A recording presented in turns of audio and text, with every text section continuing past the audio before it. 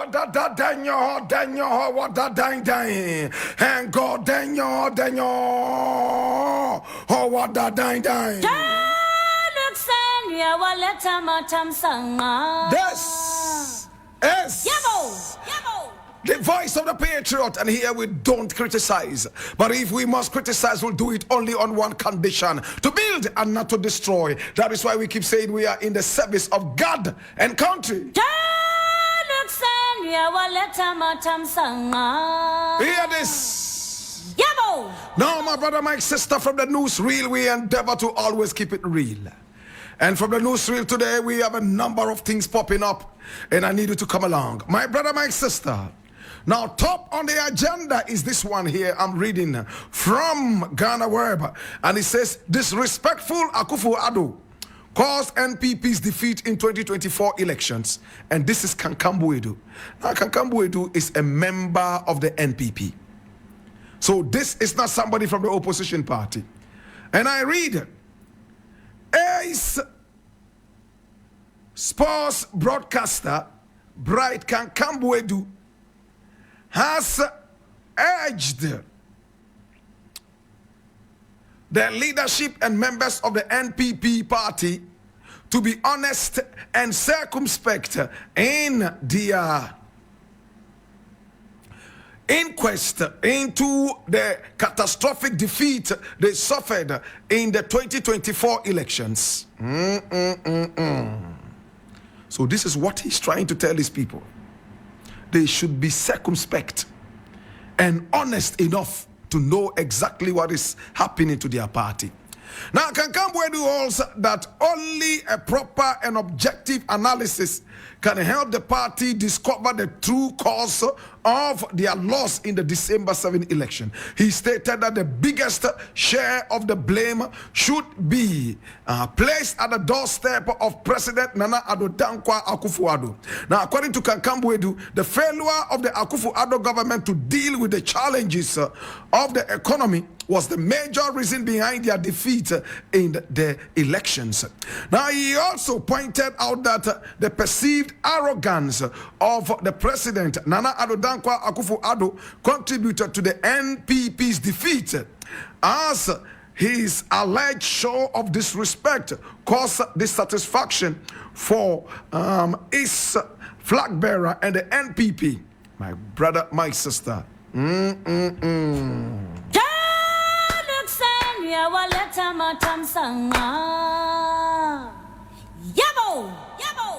Well, I think we have said this time and again, and it is no gainsaying that this president has done more harm than good to his party. In fact, since the formation of this party, it has never been dealt such a terrible blow like in these contemporary times. My brother, my sister, I keep wondering why these things keep happening to us. My brother, my sister, when we are very hungry for success, we are so respectful, so humble, but the moment success comes knocking on our door, all of a sudden, it looks like we throw all our morals away. And the worst culprits of this would certainly be politicians. When they need the power, they are as meek as the proverbial lamb. The moment they grab this power, my God, they become more arrogant than Satan. We all remember when Nana Akufo-Addo kept knocking on our doors and virtually begging us to allow him, give him the chance to be the president, and that the money that we were sitting on that we couldn't see, he would make it visible to us. He told us that our biggest problem in this country was not that of poverty, but bad leadership. He told us this point blank. Some of us believe that this was true. We still believe that it is true. We are truly sitting on money, yet we can't see. Sitting on wealth, yet we are paupers. At the same time, I still believe that bad leadership continues to be our problem, a big problem in this country. Nana Akufo-Addo didn't lie. But the big lie was that he said he had the solution, only for him to come and be yet another problem added on to the plethora of problems that we have in this nation. And to make it worse, he told us he was too old to steal. He told us that he had lived his life already.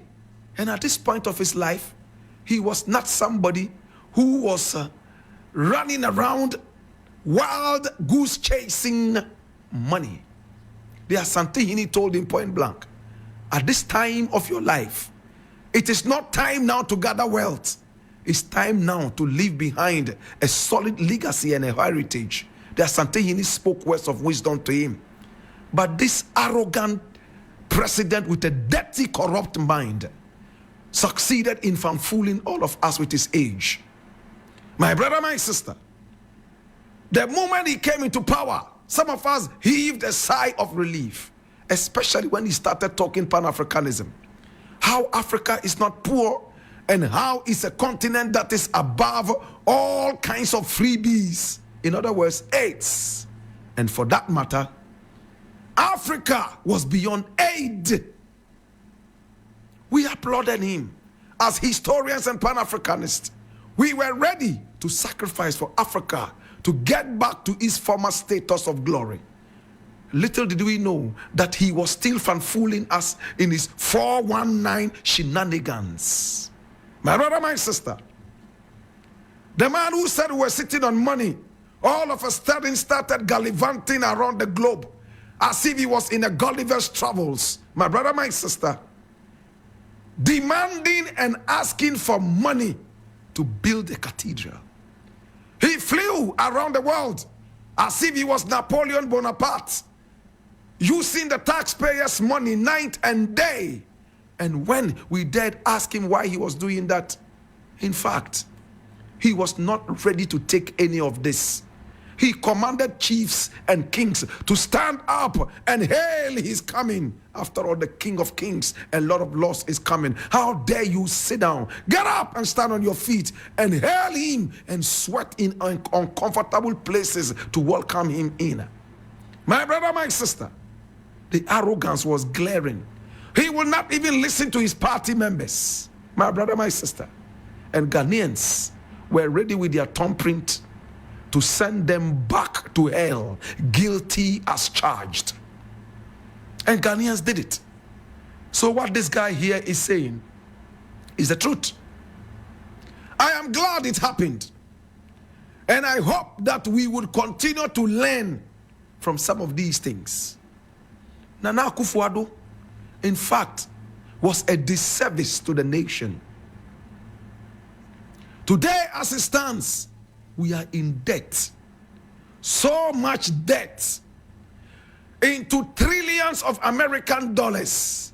We have to find a way of paying that. He won't live long enough to pay a penny out of this debt that he has saddled us with. After all, he's already knocking on the gates of his grave. He's old.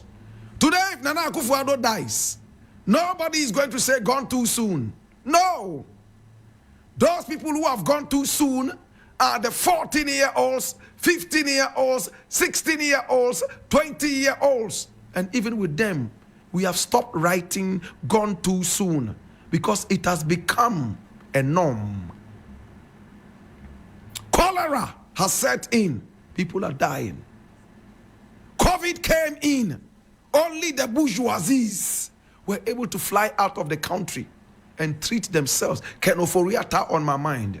Me and my family, you and your family, we stayed here. A lot of us visited early graves. He, Nana Akufo-Addo himself, flew all the way to London to treat his catarrh and other illness, maybe catharsis. Today, as we sit back, we remember all these lies that they told us. They fooled us. They came to enrich themselves. They came, my brother, my sister, they saw and they looted. I pray that this never happens to us again. But the biggest prayer might not be my prayer. but the prayer of Ghanaians. Never again will we trust old men like that. Any old man who comes in right now, my brother, my sister, will be looked at on merit, not because of his age. In Africa, the moment you are seen as an old person, it looks like you are a saint. Everything you say, people believe in that. My brother, my sister, it is what it is. And I want to say thank you so much, Ghana, for what you have done. We appreciate you and we look forward to seeing you do more. This is the voice of the patriot.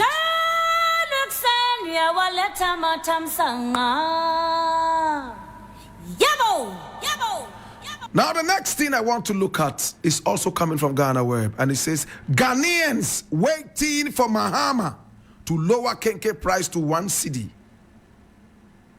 dollar to 5 cedis. Napo. This is Napo speaking. He's saying that Ghanaians are waiting for Mahama to lower the price of Kenke from wherever it is, 5 cedis and 7 cedis to 1 Ghana cedi. And also to make the dollar come down to the point that it will only be $1 to 5 Ghana cedis instead of having it at the present state of 1 cedi to about 16 or 17 Ghana cedis. I read. And come along, let's read it. It says, Dr. Matthew Opoku Prempeh, popularly known as Napo, the running mate to the New Patriotic Party's presidential candidate in the just ended 2024 presidential elections and parliamentary, of course, elections as well. Dr. Mahmudu Bawumia has stated that Ghanaians are eagerly anticipating the promises made by President-elect John Dramani Mahama. According to Napo, Mahama had promised the nation that he will reduce the price of Kenke from 5 Ghana cedis to 1 cedi, stabilize the dollar or at a peg of 5 cedis to $1,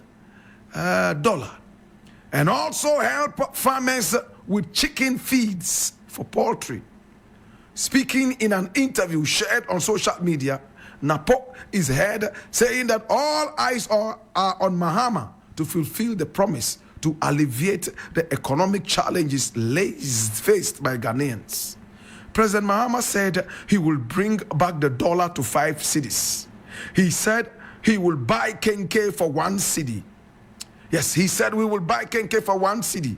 And he said he would let Ghanaians get 1-day-old chicks for poultry and get money. So that is what we are waiting to materialize. That is what he told Ghanaians. So we are all waiting, he said. Okay.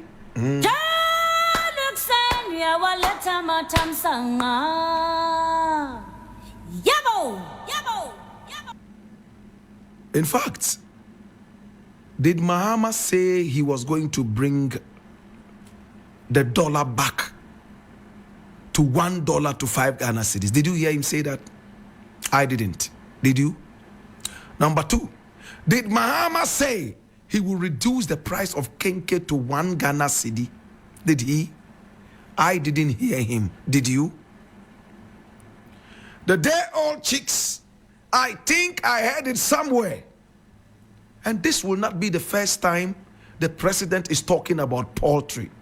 We all remember the guinea fowls, the investment that did not yield much in the days of Mahama. But let's get a little bit more serious. So, this is a bitter enemy of the nation, and his name is Napo.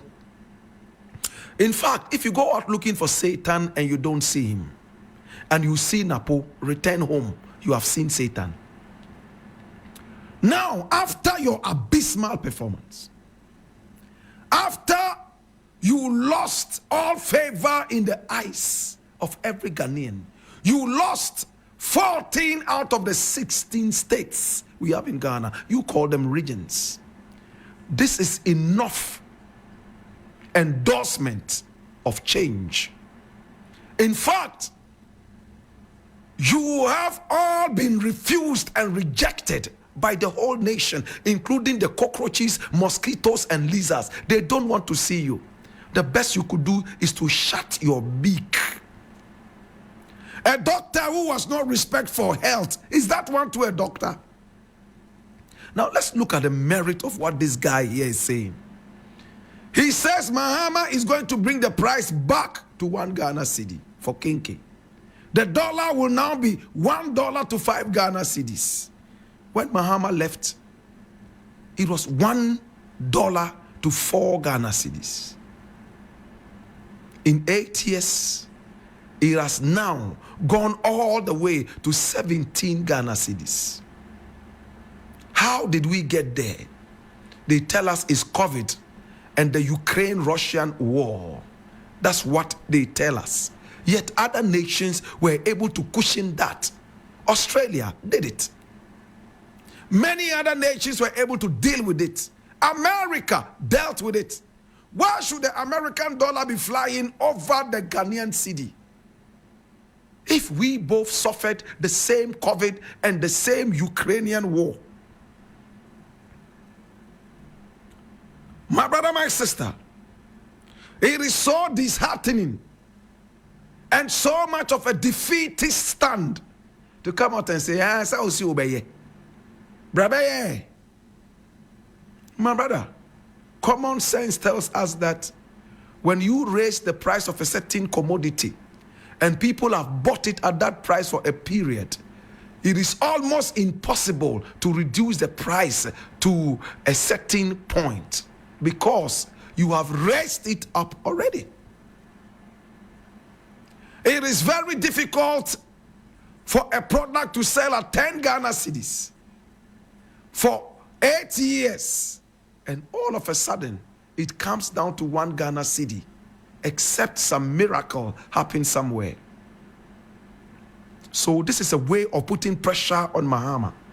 It is a way of making Mahama feel like, okay, you said you will do it, come and do it, instead of having all of us come together to support the nation. These are the nation wreckers who are ready to destroy it and say, well, we said he couldn't do it. He lied. You see, he's not able to do it. These are the same people who go around burning down markets to put pressure on the party in power. They don't see Ghana, they see political parties. These are the same hooligans and nitwits and half-wits who went around telling Ghanaians that they will not stop Galamsey today, neither will they stop it tomorrow, because people want them to lose elections. No, they will let them continue destroying the earth. And they call themselves medical doctors. What a shame of a doctor. These are the people, my brother, my sister, who lost the elections so terribly, unprecedentedly. They will shut their beaks and sit back in shame. They are still talking, trying to destroy the nation. As for this Napo, whoever unleashed him on Bawumia has done a good job, in fact, in making Ghana talk. I leave it here.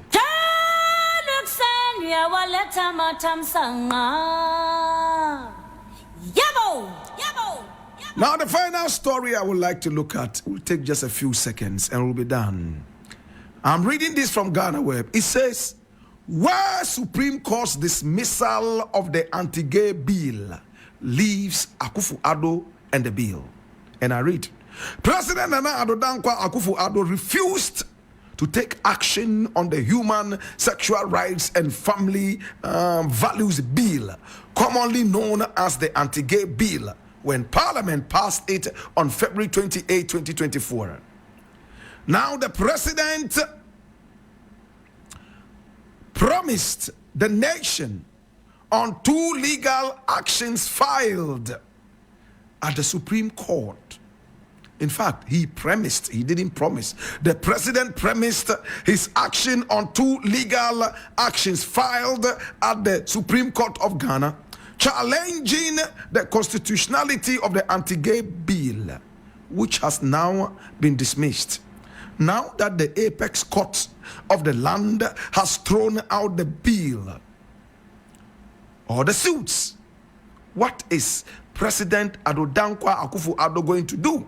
And what does this law say? First of all, Akufo-Addo's refusal to take a decision on the bill based on the fact that there were suits against it had no legal basis, according to law experts.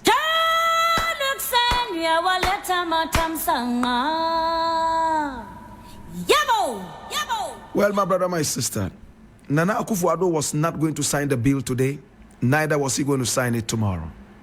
He was not ready for it. His bankrollers are gays and lesbians. A hypocrite who goes all the way to Israel to bring a holy stone in a country that accepts lesbianism and homosexuality, transgenderism, and so on and so forth. Yet he sees the nation as holy enough to consider everything in it as holy, including holy gays and holy homosexuals and transgenders. He brought a stone all the way to be the foundation stone of his cathedral, built in the name of God. Hallelujah. He went to Israel to bring a holy stone, a land that accepts homosexuality and transgenderism. And did you know that Israel leads in marijuana production in the whole world? Do you know that Israel consumes more ntampe, aka weed, than any other nation in the world? Now, the new Israeli ambassador to Ghana is encouraging Ghana to sign the marijuana bill right here in Ghana, so Ghana can make money from this holy herb. This is what Israel has in stock. They plant weed, they smoke weed in Israel. In fact, when you go straight up to the birthplace of Jesus Christ in Bethlehem, you will see people sitting there smoking weed. I've been there. If you go to Solomon's temple, you will see rabbis sitting there smoking in Tampe. When you go to the city of David, in Tampinkwan, gays and lesbians are all walking around, yet everything from Israel is holy, including holy gays, holy ntampe, and holy homosexuals. Hallelujah. Let us stop this dirty hypocrisy. Kamala Harris came here. He told Kamala Harris point blank, hey, forget about Ghanaians. Let them talk and talk about this homosexual and gay bill. It will finally come on my table. You will see the swiftness with which I will dribble them. And he succeeded. A few days to him packing off, the suit has been thrown out. Will he sign it now? This coward will not do it. Why do I use the word coward? Because he's a hypocrite. How can you take money from gays and lesbians and sign their death warrants? It's certainly not possible. So these are the people who claim that they are Christians and that they believe everything in the Bible, yet they choose and pick. May I end it like this? Listen, that bill will not be signed today, it will not be signed tomorrow. And even when Mahama comes, that bill will still be in limbo until we decide to be our own nation. Should I prophesy? That bill will never be signed by Nana Akufo-Addo. Neither would it be signed by Mahama. Because we still have a nation that is heavily dependent on gay money. He who feeds you controls you. Until you decide to fast and go hungry, you will never be the independent nation that you want to be. I'm speaking in parables. How can you go for gay money for almost everything you do and sign the death warrant of a gay? You have given the gay man the birthright to control you. Hallelujah. My name is Blakk Rasta.